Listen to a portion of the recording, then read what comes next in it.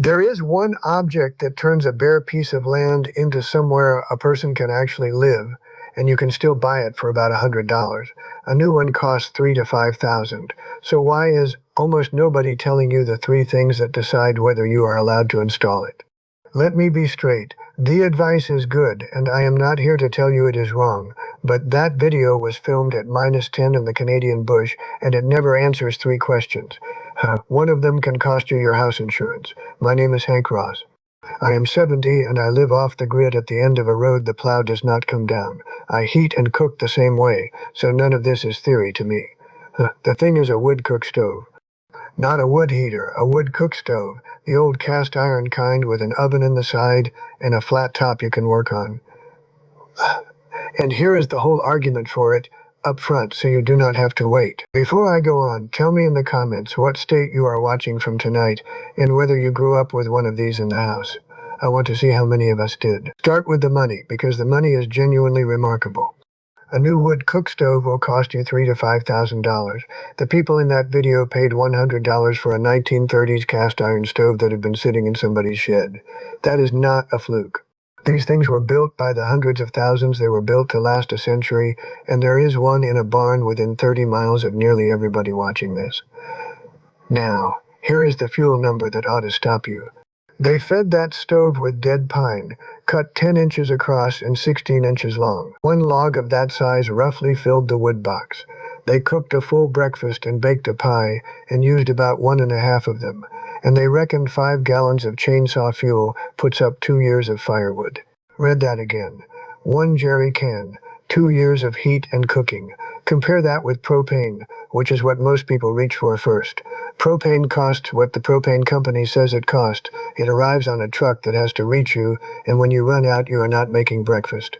Firewood you can stack 2 years ahead, and it just sits there being fuel. Nobody raises the price of a woodpile you already own. So what should you actually look for when you go and see one? Because most of the cheap ones are cheap for a reason, and there are 4 things to check before you hand anybody money. First, the firebox. Take a torch and look inside for cracks in the cast iron and for the condition of the grates. Cracked iron on a firebox can sometimes be stitched by a welder who knows cast, but it is a job, and a missing grate set for an obscure make is the thing that turns a bargain into an ornament. Second, the top. Sight along it. A badly warped cooking surface never sits flat against a pan again, and you will fight it every morning for the rest of your life. Third, the make. Write the name off the back and search it before you buy. The common makes still have people casting parts and people who know them. An orphan brand with no parts and no following is a stove you can never repair. Fourth, and people forget this entirely, the weight. These run 400 to 600 pounds. You need 4 people or an engine hoist. You need a trailer that can take it. And you need to know that your floor can carry it once it is inside. Measure your doorways before you drive anywhere. There is a safety argument too, and it is the opposite of what you would guess. An electric or gas range stays on forever if you forget it. That is how kitchens catch fire. You cannot forget a wood stove on because the fire simply goes out. Leave a pan on the top and you may ruin the pan, but within half an hour the whole thing is cooling down on its own. It has no interest in burning your house down while you sleep. And here is the part I want to press hardest, because it is the real lesson buried in that video and almost nobody takes it. The stove was the first thing in their house before solar. They lived in a tent on raw forest land. They had no electricity at all for months, then a tiny trailer system for 2 years, and only slowly built up to something you would call a power system. There was a man in that comment section who put it better than the video did, and 679 people agreed with him. He bought land 40 years ago, built the first section of the house himself, and he is now in 5,000 square feet, fully off the grid, having raised and schooled 7 children out there. His line was that it is absolutely doable, that it is not cheap, and that the expenses are all front-loaded. Front-loaded. That is the sentence. The order you spend money in decides whether you are still there in year 2. Heat and a way to cook come before the solar array, before the pretty cabin, before the tractor. I have watched people put $12,000 of panels on a roof and then eat cold food out of a tin in November because they had nothing to burn. A $100 stove would have carried them through the winter that beat them. If any of this is useful to you, subscribe. I put one of these out every couple of days, and all I do is take the videos that make it look easy and read you the next line. So that is the case, and I believe it. Now the 3 questions that video never answers. Question 1 came from a man in the comments, and it was 4 words long. He said he thought burning pine was a no-no. He is half right, and he is half right for the wrong reason, so let me straighten it out because it matters for your chimney. The old rule says pine causes creosote and creosote causes chimney fires. What actually causes creosote is burning wood wet and burning it cool. Unburnt smoke condenses in a cold flue and turns to tar. That happens with wet oak just as happily as it happens with wet pine, and a great many chimney fires are lit by hardwood that was never properly dried. Pine seasoned down under about 20% moisture is perfectly good fuel. It lights fast, it burns hot, and getting up to temperature quickly is exactly what keeps a flue clean. What pine will not do is hold a fire overnight, because it is light and it burns out.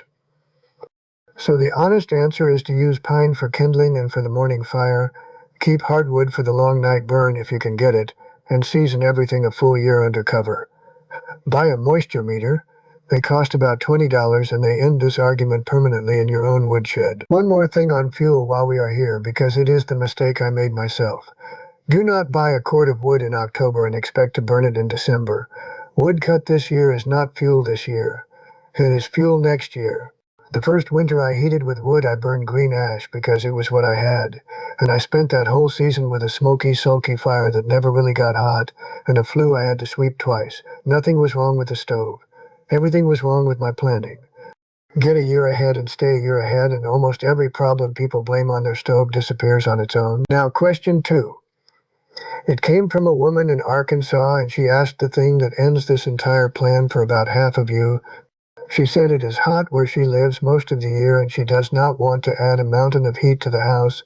She is right, and the video has nothing to say to her, because it was filmed in late winter in Canada, where a stove that heats the room while it cooks is pure profit. In Arkansas in July, it is a punishment. That same stove will drive the kitchen over 100 degrees and it will still be giving heat back at midnight. That does not kill the idea, it changes where you put it. The old answer, and it is a good one, is the summer kitchen, a separate small structure, or a covered porch, or a shed with a stove in it, so the cooking heat never enters the house from May to September. Plenty of people run a wood cook stove 8 months of the year and a 2-burner propane ring for the hot ones. If you are anywhere south of about the Ohio River, budget for the second structure, not just the stove. Question 3 is the one nobody says out loud, and it is the reason I made this. It is not about the stove, it is about whether you are allowed to have it. That $100 stove is 90 years old. It carries no safety listing because safety listings did not exist when it was cast, and nearly everything downstream of an install assumes a listed appliance. Your inspector will want a hearth pad that meets the listing standard at the right dimensions, which is bigger than people expect in front of the door. He will want proper clearance from combustible walls, and that clearance is measured in feet, not inches, for an unlisted stove. He will want an insulated Class A chimney or listed double wall pipe correctly sized to the flue collar. He will want a lined flue because an unlined masonry chimney fails on site.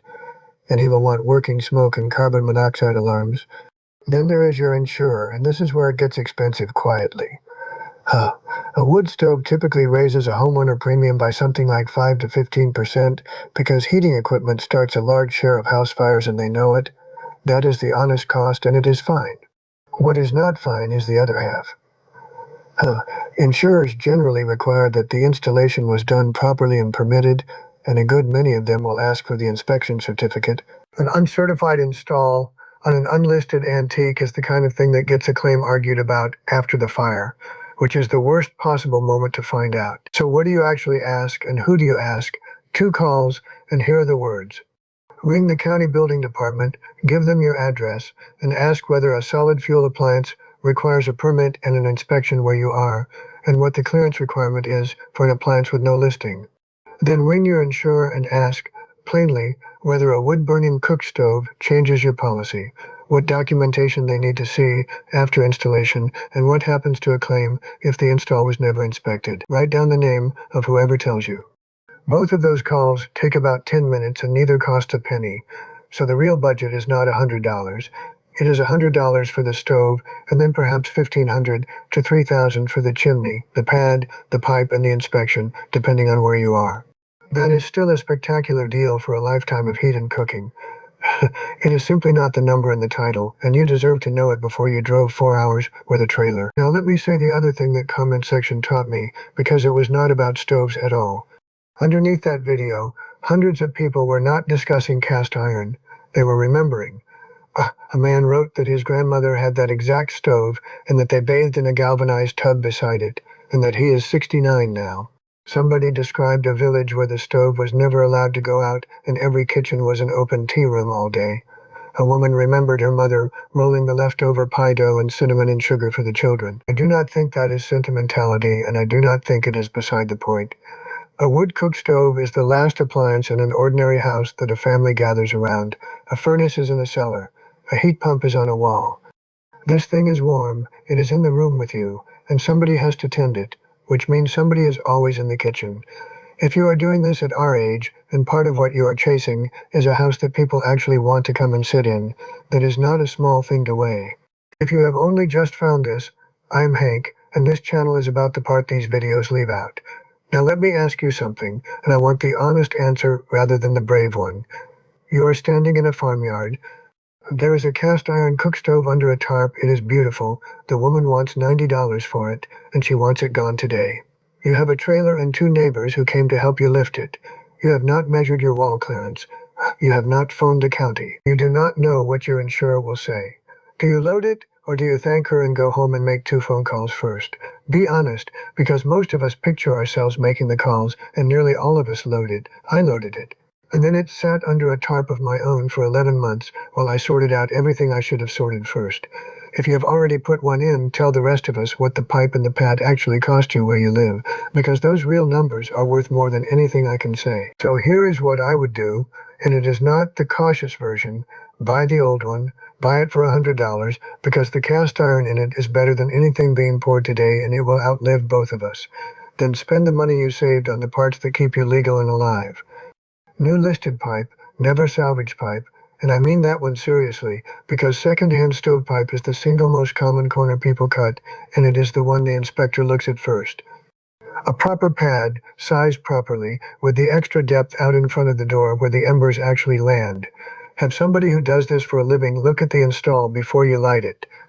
Make 1 telephone call to your county before you buy, and 1 to your insurer before you install, and ask them both plainly what they need to see.